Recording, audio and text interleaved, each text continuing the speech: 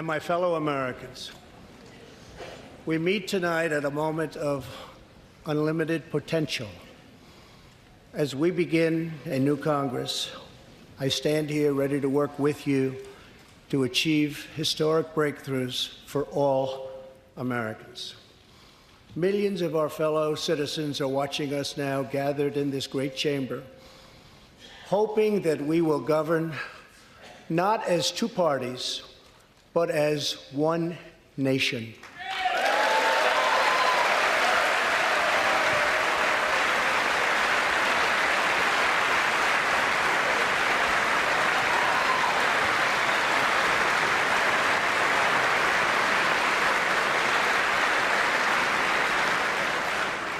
The agenda I will lay out this evening is not a Republican agenda or a Democrat agenda.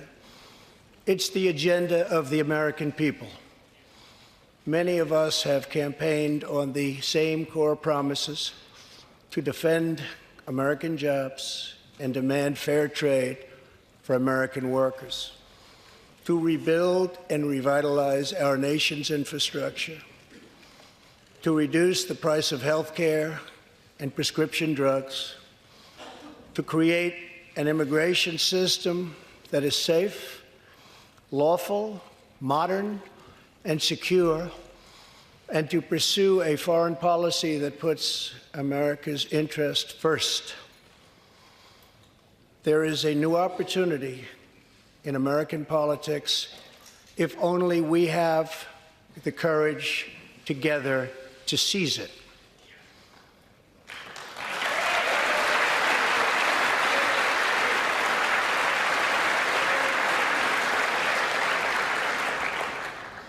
Victory is not winning for our party. Victory is winning for our country.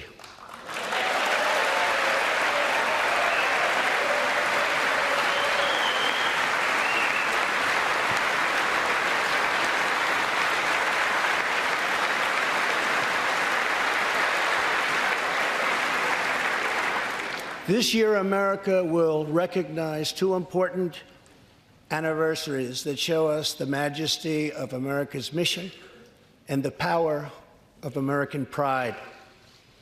In June, we mark 75 years since the start of what General Dwight D. Eisenhower called the Great Crusade, the Allied liberation of Europe in World War II.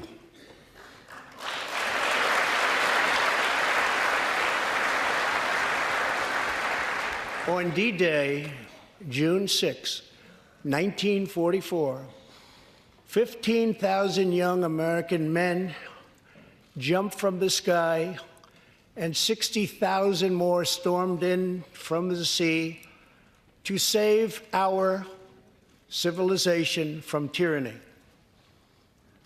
Here with us tonight are three of those incredible heroes: Private First Class Joseph Riley, Staff Sergeant Irving Locker, and Sergeant Herman Zaitchik. Please.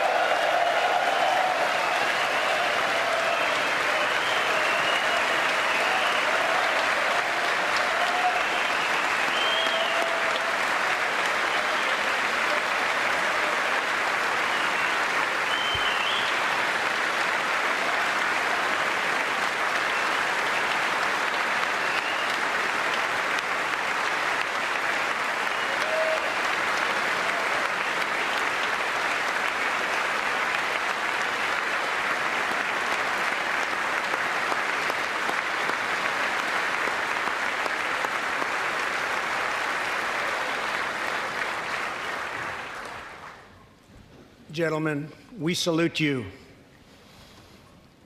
In 2019, we also celebrate 50 years since brave young pilots flew 250,000 miles through space to plant the American flag on the face of the moon. Half a century later, we are joined by one of the Apollo 11 astronauts who planted that flag, Buzz Aldrin.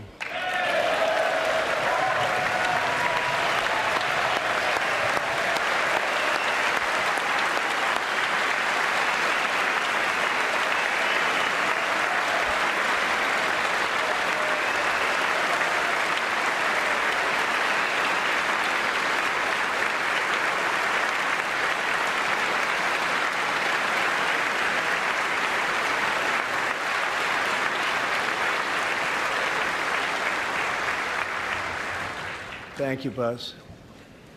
This year, American astronauts will go back to space on American rockets.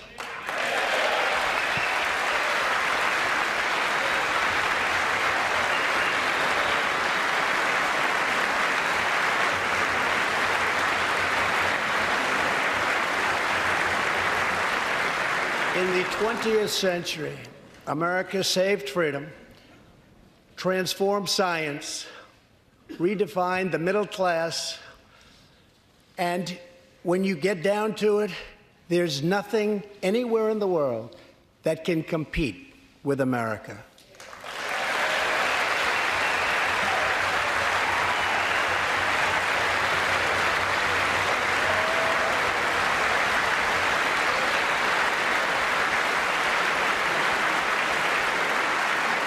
Now we must step boldly and bravely into the next chapter of this great American adventure. And we must create a new standard of living for the 21st century. An amazing quality of life for all of our citizens is within reach. We can make our communities safer, our families stronger, our culture richer, our faith deeper, and our middle class bigger and more prosperous than ever before.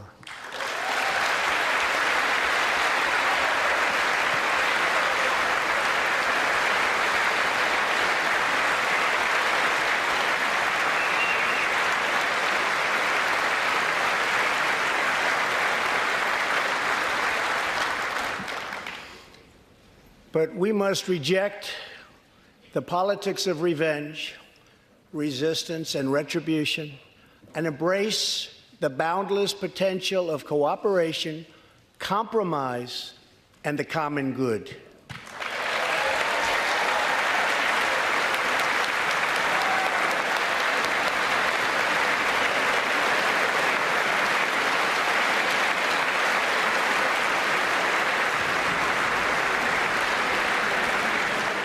Together, we can break decades of political stalemate. We can bridge old divisions, heal old wounds, build new coalitions, forge new solutions, and unlock the extraordinary promise of America's future. The decision is ours to make. We must choose between greatness or gridlock, results or resistance, vision or vengeance, incredible progress or pointless destruction. Tonight, I ask you to choose greatness.